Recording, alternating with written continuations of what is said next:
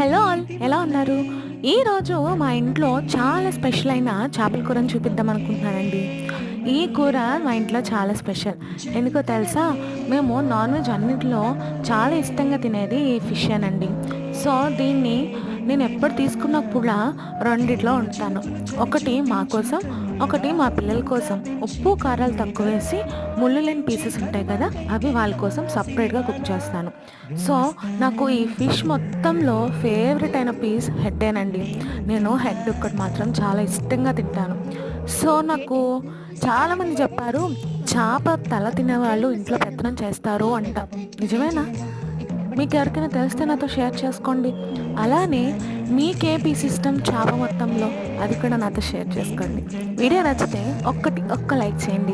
అలానే ఛానల్‌ని కూడా సబ్స్క్రైబ్ చేసుకోవచ్చు కదా! బాయ్.